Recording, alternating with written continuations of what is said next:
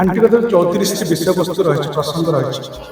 କୋଉଠି ନା କୋଉଠି କିଏ ନିଜକୁ ତା ଭିତରେ ଖୋଜିପାରେ। ଦ୍ୱିତୀୟ କଥା ହେଉଛି ଶବ୍ଦସୁଧା, ହେଉଛି ଭାରତୀୟ ସାହିତ୍ୟରେ ଯଦି ଭାଷା ରହିଛି, ବିଭିନ୍ନ ଭାଷାର ଯେଉଁ କାହାଣୀ ରହିଛି, ତାକୁ ମୁଁ ଓଡ଼ିଆ ପାଠକଙ୍କୁ ସରଳ ସାବଲୀଳ ଏବଂ ସୁଖପାଠ୍ୟ ଭାବରେ ଉପସ୍ଥାପନ କରିବାର ପ୍ରୟାସ କରିଛି।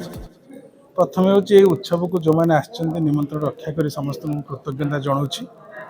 ଓଡ଼ିଶାର ବିଭିନ୍ନ କ୍ଷେତ୍ରରେ ପ୍ରତିଷ୍ଠିତ ଲୋକମାନେ ମଞ୍ଚ ଉପରେ ମଞ୍ଚ ତଳେ ରହିକି ମୋତେ ନିଶ୍ଚିତ ଭାବରେ ସେମାନେ ସମ୍ମାନିତ କରିଛନ୍ତି, ଶ୍ରଦ୍ଧା ପ୍ରଦର୍ଶନ କରିଛନ୍ତି।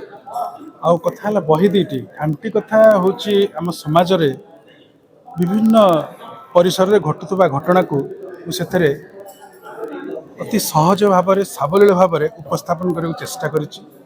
ଏବଂ ମୁଁ ଭାବୁଛି ଖାଣ୍ଟିଗତର 34ଟି ବିଷୟବସ୍ତୁ ରହିଛି, ପ୍ରସଙ୍ଗ ରହିଛି।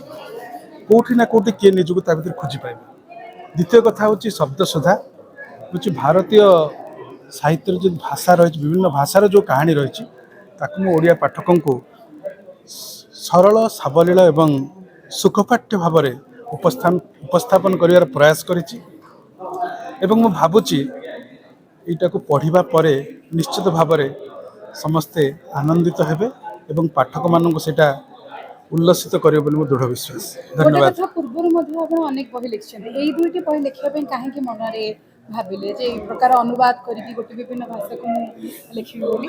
ମୁଁ ପେଶାଦାର ଭାବରେ ଯେହେତୁ ଜଣେ ବୃତ୍ତିଗତ ଭାବରେ ସାମ୍ବାଦିକ, ଅନୁବାଦ ମୁଁ କରିଥାଏ, କିନ୍ତୁ ଯେଉଁ ଗପ ବା କାହାଣୀକୁ ବିଭିନ୍ନ ଅଞ୍ଚଳର ଚରିତ୍ର ଏବଂ ବିଭିନ୍ନ ଅଞ୍ଚଳର କଥାବସ୍ତୁକୁ ଓଡ଼ିଆ ପାଠକଙ୍କ ପାଖରେ ପହଞ୍ଚାଇବା ପାଇଁ ମୁଁ ଅନୁବାଦ ଆରମ୍ଭ କରିଥିଲି ଏବଂ ସେଇଟା ମୋତେ ଆନନ୍ଦ ଦେଇଥିଲା। ଏବଂ ଯେଉଁ ଖାଣ୍ଟି କଥା, ଏଇଟା ମୁଁ ସମାଜରେ ଘଟୁଥିବା ବିଭିନ୍ନ ଘଟଣାବଳୀକୁ ପରିପ୍ରକାଶ କରିବାକୁ ଚାହୁଁଥିଲି, ତେଣୁକରି ଏଇଟା ଖାଣ୍ଟି କଥାର ସୃଷ୍ଟି।